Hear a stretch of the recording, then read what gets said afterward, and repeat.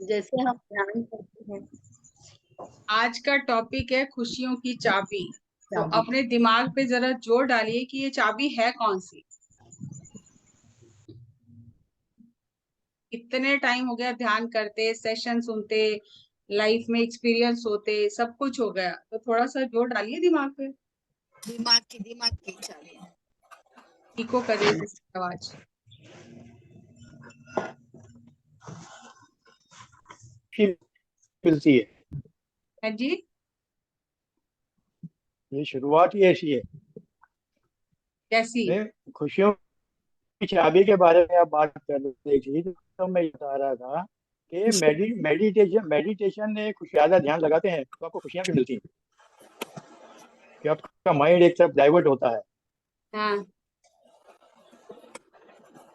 आज एक तो नई आप इसके चाबी है। बारे में क्या कहना चाहते आज एक नई चाबी है, इसीलिए बोलिए थोड़ा दिमाग पे जोर डालिए। मेडिटेशन हटा दीजिए दिमाग से थोड़ी देर। ये मेडिटेशन वाली चाबी नहीं है, ये मास्टर की है। कोई ध्यान करे ना करे वो खुशियां पा सकता है, एक एक फॉर्मूला है।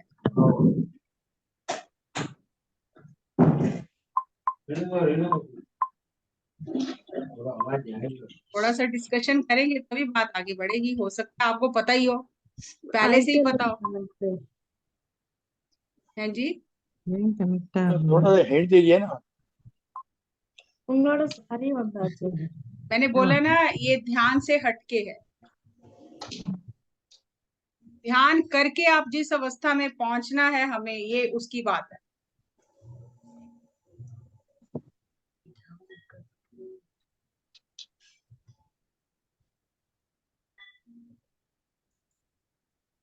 चलो स्टार्ट करें। कुछ तो बोलिए।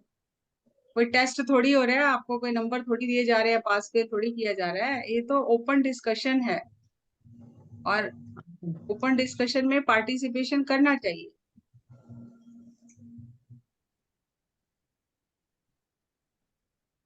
हाँ जी, महेश जी बता सकते हैं। देखिए जी,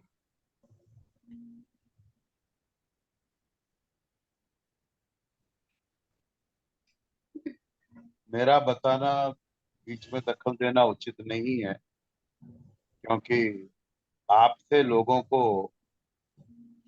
ज्ञान चाहिए।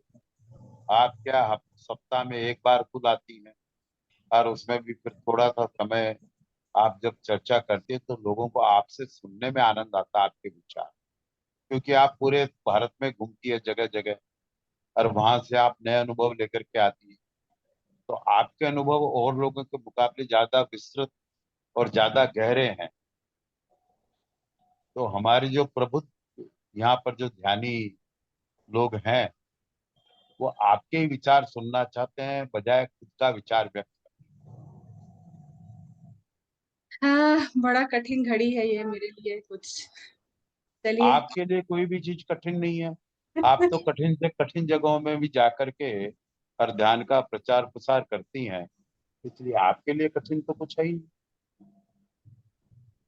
चलिए ठीक है, शुरुआत करते हैं। हाँ, खुशियों की चाबी। स्वागत। ये एक ऐसी चाबी है जिसे खोजने के लिए व्यक्ति की, जिससे पाने के लिए व्यक्ति को बहुत समय लग जाता है। जन्म लग जाते हैं, सालों साल लग जाते हैं, जिंदगी लग जाती है। लेकिन ये राज की बात बहुत ही अनुभव से समझ में आती है कि ये चाबी है क्या। तो मैं आज एक दो कथाएं आपके साथ शेयर करूंगी, जिससे आपको पता चलेगा ये चाबी है क्या।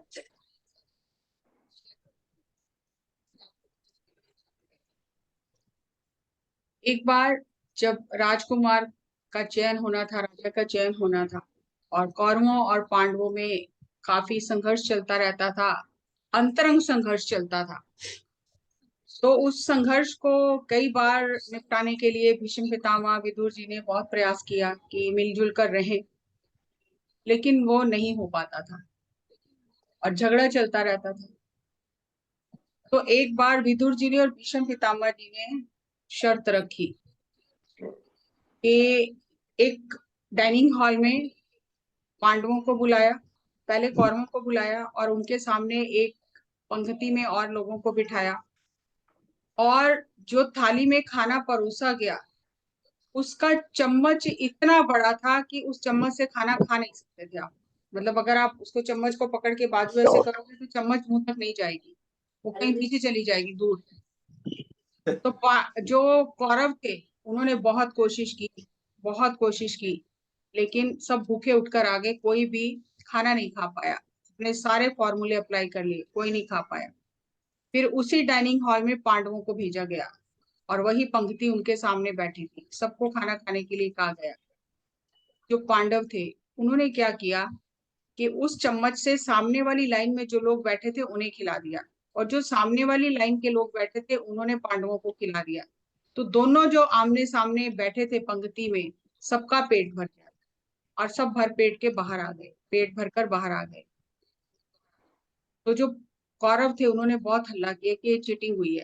इससे होता ही है, जो हार जाता है तो शोर मचाता है, चीटिंग हुई है, कैसे खा सकते हैं, ये उस चम्मच से तो कोई खा ही नहीं सकता। तो इन्होंने नहीं खाया खाना, ये झूठ बोल रहे हैं। तो जाके देखा तो खाना पूरा खत्म था। तो फिर ये पहेली बन गई कि इनके पेट कैसे भर गए, इन्होंने कैसे खाया। जब उनसे पूछा गया तो उन्होंने कहा सिंपल सी बात थी, हमने सामने वाले को खिला दिया, सामने वाले ने हमको खिला दिया, क्योंकि इतना लंबा तो चम्मच ही था जो सामने वाले के मुंह में आराम से जा सकता था। तो सामने वाले ने हमें खिला दिया, हमें सामने वाले ने खिला दिया, दोनों ने खा लिया। तो फिर भीष्म पितामह और विदुर ने उन्हें बताया कि इसीलिए ये परीक्षा रखी गई थी कि जब आप दूसरों के बारे में सोचते हो तो आपका पेट अपने आप यूनिवर्स भरता है, उसको आपकी चिंता हो जाती है। और अगर आप केवल अपने ही बारे में सोचते रहते हो तो फिर भूखे रह जाते हो। फिर जितना भी धन इकट्ठा करो, जितनी भी भाग दौड़ करो, वो कभी भी मन तृप्त नहीं होता। और जब मन तृप्त नहीं होता तो वो शरीर उस धन का सही उपयोग नहीं कर सकता। लेकिन जब दूसरों के बारे में सोचते हैं, उनके कल्याण के बारे में सोचते हैं, उनका पेट भरने का सोचते हैं, उनकी मदद करने की सोचते हैं, तो कुदरत कई रास्तों से हमारी मदद करने आ जाती है। और इसका असर कहाँ कहाँ होता है, कैसे असर होता है। आप सभी बैंक में जाते हैं, आप आजकल तो ऑनलाइन ट्रांजैक्शन है, उसको भी लिया जा सकता है। अगर आपके बैंक में करोड़ों रुपया है और आपका सिग्नेचर मैच नहीं करता बैंक के जो रिकॉर्ड्स हैं, आपका पैसा आपको नहीं दिया जाता। आप कितना भी कहो, लेकिन जब तक वो सिग्नेचर मैच नहीं करते आपका ही पैसा आपको नहीं दिया जाता। और अगर इसको ऑनलाइन ट्रांजैक्शन से जोड़ें तो जब तक आप ओटीपी नहीं डालोगे तब तक आपकी ट्रांजैक्शन कंप्लीट नहीं होगी। और आजकल तो इतना स्ट्रिक्टली बैंक इस चीज को फॉलो कर रहे हैं कि आपके साथ फ्रॉड तभी होगा जब आप ओटीपी बताओगे। जब तक आप ओटीपी नहीं बताओगे कोई फ्रॉड कर नहीं सकता आपके साथ। तो यही है कि एक तो आप चेक साइन करते हो तो सिग्नेचर मैच करने चाहिए, और अगर आप ऑनलाइन ट्रांजैक्शन करते हो तो ओटीपी सही होना चाहिए।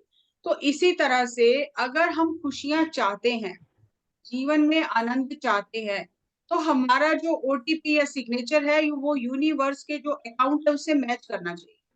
अगर वो मैच नहीं करता तो हमें, हमारे पास जो भी हो वो डिसऑनर हो जाता है, चेक, खुशी नहीं मिलती हमें, कहीं ना कहीं से कष्ट रहता है। संतान अच्छी नहीं होगी, बीमारी होगी, कहीं झगड़ा होगा, कोई कोर्ट केस होगा, कहीं ना कहीं से आपकी वो जो खुशियां है ना उनको ग्रहण लगा ही रहता है, क्योंकि आपका जो अकाउंट है उसमें आपके सिग्नेचर नहीं मैच कर रहे, आपका ओटीपी नहीं सही आ रहा। और 3 बार अब अगर आप ओटीपी गलत डाल देते हो तो उस दिन के लिए वो ब्लॉक हो जाता है आपका। तो आपको बैंक कह देता है एरर है, बाद में करना। तो समय से अगर पैसा नहीं मिलता तो परेशानी होती है। तो इसी तरह से जो यूनिवर्सल एनर्जी है, कॉस्मिक एनर्जी है, जो पूरे ब्रह्मांड में व्याप्त है, जो सांसों से हमारे भीतर जाती है, अगर हमारा कनेक्शन जो है यूनिवर्सल एनर्जी के साथ मैच करता है, उस एनर्जी के साथ हमारी एनर्जी मैच करती है, तो आपको कुछ मांगने की जरूरत ही नहीं है। जिस चीज की जरूरत है आपको यूनिवर्स देगा। लेकिन अगर आपकी मैच नहीं करती है एनर्जी यूनिवर्सल एनर्जी से, तो आप मशक्कत ही करते रहेंगे, संघर्ष ही करते रहेंगे। तो इसका एक बहुत सुंदर उदाहरण है कि यूनिवर्सल एनर्जी से हमारी सिग्नेचर मैच कैसे करे, हमारी एनर्जी मैच कैसे करे। तो यूनिवर्स काम करता है वननेस पे। यूनिवर्स में आप अलग मैं अलग नहीं है। यूनिवर्स में हम एक बॉडी हैं, जैसे हमारी बॉडी के सारे पार्ट्स हैं, सारे पार्ट्स मिलकर काम करते हैं तब कुछ होता है। एक भी पार्ट अगर काम ना करे तो सारा जिंदगी का मजा खत्म हो जाता है। इसी तरह से हम सब जो लोग हैं वो सब एक यूनिवर्सल बॉडी के पार्ट्स हैं, और एक पार्ट अगर सही से काम ना करे तो सारे पार्ट जो है उन्हें दर्द होता है। तो ये यूनिवर्स काम करता है कंपैशन पे, वननेस पे। जब आप ऐसा महसूस करते हो अगले का दर्द कि यस उसे तकलीफ है, उसकी तकलीफ दूर होनी चाहिए, तो यूनिवर्स आपका दर्द दूर करता है, आपकी तकलीफ दूर करता है। आप किसी को खुशियां देते हो तो मल्टीप्लाई होके आपको खुशियां मिलती हैं। यहाँ ये बात बहुत समझने की है, आप ध्यान कर रहे हो लेकिन आप दूसरों को कष्ट भी दे रहे हो, साथ के साथ दूसरों का हक छीन रहे हो, दूसरों को खुशियां नहीं दे रहे हो, अपने ही स्वार्थ में लगे हुए हो। आपका सिग्नेचर मिसमैच हो रहा है, वो ओटीपी मैच नहीं कर रहा आपका। तो जो चाहते हो, जितनी मेहनत करते हो, उतना फल नहीं मिलता। तो एक बार एक फकीर हुए हैं संत, मुसलमान संत, मैं उनका नाम भूल गई हूँ। वो हज वो हज करने जा रहे थे और रास्ते में रुके, जैसे बहुत लंबा सफर होता है, रास्ते में रुके और उन्हें सपना आया। सपने में वो पहुंच गए अल्लाह के दरबार में, और वहां पर जो उनके जैसे फरिश्ते कहते हैं उनमें, तो वो आपस में बात कर रहे हैं। वो कह रहे हैं कि ये 100 लोग हज करने आए हैं मक्का जाने के लिए। तो वो दूसरा फरिश्ता उससे पूछता है, जरा हिसाब किताब देख के बताओ कि मक्के जाना किसका परवान हुआ है, स्वीकार किसका हुआ है। हज करने तो बहुत लोग आए हैं, लेकिन असल में इतने जो लोग हैं 100, इनमें से हज स्वीकार किसका हुआ है।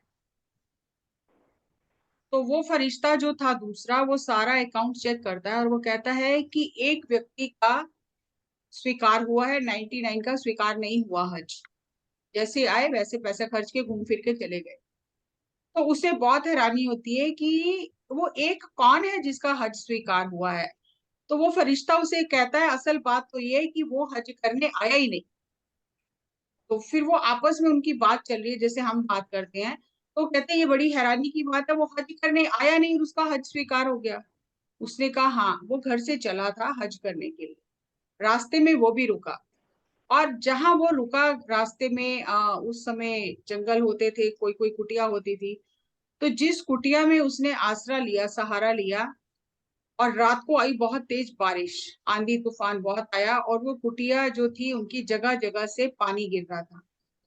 और वो फैमिली के लोग जो थे आपस में बात कर रहे थे कि आज तो कुछ खाने को मिला नहीं है, अब देखते हैं अगर कल मिलेगा तो कल ही खाएंगे, आज पानी पी के सो जाते हैं।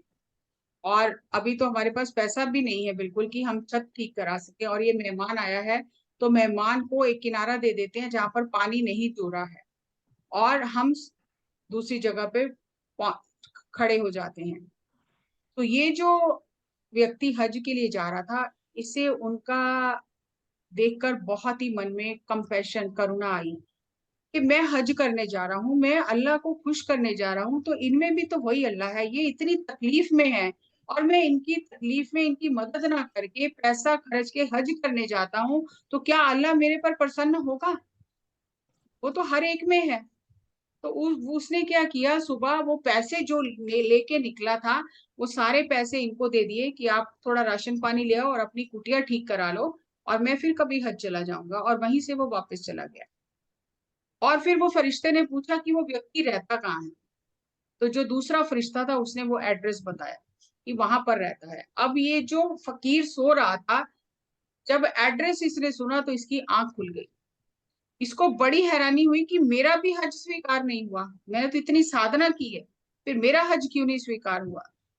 तो ये वो एड्रेस इसे याद था, ये उस एड्रेस पे गया और इसने जाके उस व्यक्ति से पूछा कि तुमने ऐसा क्या किया है कि तुम्हारा हज स्वीकार हुआ है और किसी का हज स्वीकार नहीं हुआ, तुम तो गए भी नहीं। तो उसने ये सारी बताई बात कि जब मैं गया, उनकी कुटिया जो रही थी और उनके पास खाने को भी कुछ नहीं था, तो मुझे लगा कि ये इतनी तकलीफ में है, इन्हें तकलीफ में देख कर भी मैं अनदेखा करके अगर खुदा के दरबार में जाता हूँ तो खुदा मेरे ऊपर क्या रहम करेगा। मैंने तो उसके बंदों का दर्द ही नहीं समझा, तो मैं वापिस आ गया। वो जो फकीर था उसने उसके पैर पकड़ लिए कि तेरा हज जो है वो स्वीकार हुआ है और किसी का हज स्वीकार नहीं हुआ। सारी जिंदगी में साधना करता रहा, लेकिन आज तूने मेरी आंखें खोल दी। तो ये है खुशियों की चाबी। अब दूसरों को खुशियां देना शुरू कर, दान भी कर रहे हैं, स्वाध्याय भी कर रहे हैं, सज्जन सांगत्य भी कर रहे हैं, लेकिन किसी का दर्द महसूस नहीं कर रहे हैं। और पत्री जी जिनके साथ हम लगे हैं, उन्होंने तो पेड़ पौधे पशु पक्षियों के दर्द को महसूस किया है। शाकाहार, इसीलिए शाकाहार का इतना बुलंद नारा जो पत्री जी ने लगाया आज तक नहीं लगाया। जब भी गुरु कोई आते हैं, युग पुरुष आते हैं, ये इतनी कठोर आवाज शाकाहार के प्रति, करुणा के लिए, दया के लिए वही उठाते हैं। उन्हें ही वो करुणा, उनमें वो करुणा होती है कि उन्हें हर एक का दर्द महसूस होता है और वो हर एक का दर्द दूर करने का प्रयास करते हैं। खुद कष्ट सह लेते हैं लेकिन दूसरे का दर्द दूर करने का प्रयास करते हैं। तो ये जब हम ये दया कर, ये ऐसे नहीं कि मुझे वो उस बेचारे पे बहुत दया आ गई, नहीं, हम वननेस की फीलिंग के साथ जब देते हैं तब ये बातें हमारे जीवन में, तब यूनिवर्स चारों तरफ से खुशियां लेकर आता है। लेकिन अगर हम ये सोचें कि मैं तो देने वाला हूँ, इसकी मैं मदद कर रहा हूँ, ये लेने वाला है, मैं ऊपर हूँ ये नीचे हूँ, तो उसे देना नहीं कहते। असल में वो देना है जब आप वननेस की फीलिंग में दूसरे का दर्द महसूस करके देना आपका स्वभाव बन जाता है, तो चारों तरफ से खुशियां आपके दरवाजे पर आने लग जाती हैं। और अनंत आनंद की भी यही चाबी है। एक तो संसारी सुखों की अगर ये चाबी है, तो अनंत अनंत आनंद की भी यही चाबी है। कृष्ण भगवान पांडवों के साथ रहते थे और जब भी वो उनसे मिलते थे तो विदुर को कहते थे आओ भक्त जी, लेकिन जब वो युधिष्ठिर आता था तो कहते थे आओ राजन। तो युधिष्ठिर को ये कांटे की तरह बात चुभती थी कि मैं इतना दानी, इतना सत्यवादी, इतना सब कुछ करता हूँ, एक बार भी कृष्ण जी के मुंह से ये नहीं निकलता कि आओ संत, संत जी या भक्त जो भी आप सुनते। और ये विदुर को हर बार ऐसे ही कहते हैं आओ भक्त जी, और मुझे हर बार कहते हैं आओ बैठो राजन। तो ये बात जब भी कृष्ण जी बोलते थे आओ राजन, तो इसको तीर की तरह अंदर लग जाती थी। इतना कुछ मैं करता हूँ, अपनी प्रजा का ध्यान रखता हूँ, और फिर भी मुझे ये नहीं कहते कि तुम भक्त, मतलब जो एनलाइटेंड मास्टर है। तो बहुत ही इसके मन में ये कांटा चुभते रहता था, लेकिन पूछ नहीं पा रहा था कि ये क्यों ऐसा आप कहते हैं। तो एक दिन युधिष्ठिर शिकार खेलने गया। शिकार खेलते खेलते एक जंगल में पहुंच गया और अंधेरा हो गया। उस जंगल में एक कुटिया थी और उस कुटिया में एक प्रेग्नेंट लेडी थी जो बच्चे की डिलीवरी होने वाली थी। तो वो बहुत दर्द से तड़प रही थी, इतना तड़प रही थी और उसकी चीखें निकल रही थी। और जैसे ही युधिष्ठिर वहां अंदर गए तो देख के दंग रह गए कि इसकी तो डिलीवरी होने वाली है, कोई मदद करने के लिए पास में नहीं है। तो उन्होंने पूछा उस महिला से तुम्हारे घर के लोग कहाँ गए हैं। उन्होंने कहा कि वो गांव गांव में गए हैं जीविका अपनी कमाने के लिए, तो उन्हें आ जाने में समय लग गया है और मैं दर्द से मर रही हूँ और मुझे बहुत पीड़ा हो रही है, तो मेरी कोई यहाँ पे मदद करने वाला नहीं है। तो युधिष्ठिर ने सोचा कि परमात्मा ने मुझे यहाँ भेजा ही क्यों। तो उन्होंने क्या किया, अब वो महिला है, ये पुरुष है, उन्होंने अपनी आंखों पे पट्टी बांधी और उस महिला की मदद की कि वो बच्चे को डिलीवरी करा सके। और उन्होंने उस महिला की मदद करके उस बच्चे की डिलीवरी कराई और बिल्कुल उन्हें घिन नहीं आई। और जब वो बच्चा पैदा हो गया तब युधिष्ठिर ने अपनी आंखें खोली, पट्टी खोली और उस बच्चे को कुछ, क्योंकि राजा थे तो कुछ निशानी दी। और जैसे ही कुटिया से बाहर निकलने लगे तो उसके परिवार के लोग आ गए। तो उन्होंने इतनी आशीषें दी, इतनी आशीष दी, आशीर्वाद दिए कि आज आप नहीं होते तो ये दोनों मर जाते और परमात्मा ने आपको भेजा है हमारी मदद के लिए। तो उन्हें मन में बहुत खुशी हुई, आज मैंने सही में कोई अच्छा काम किया है। जब वो राजमहल में जाते हैं, जैसे ही राजमहल में प्रवेश करते हैं, कृष्ण जी वहां बैठे होते हैं, वो कहते हैं आओ भक्त जी।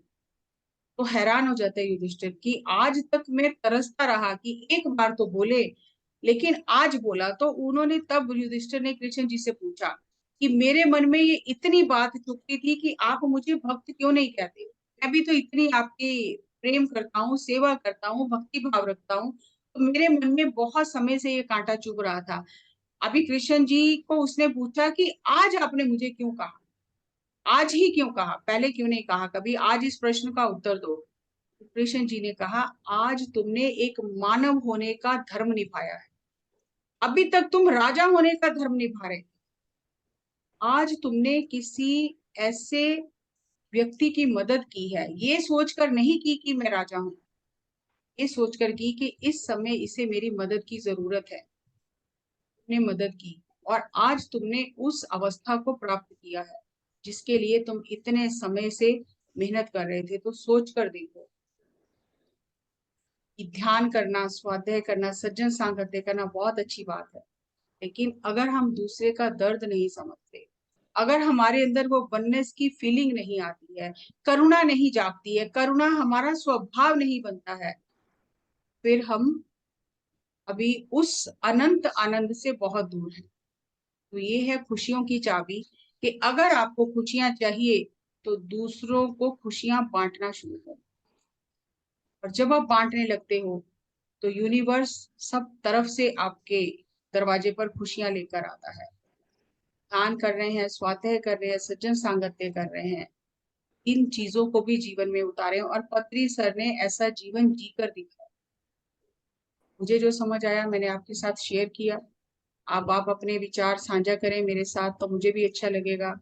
Thank you, thank you.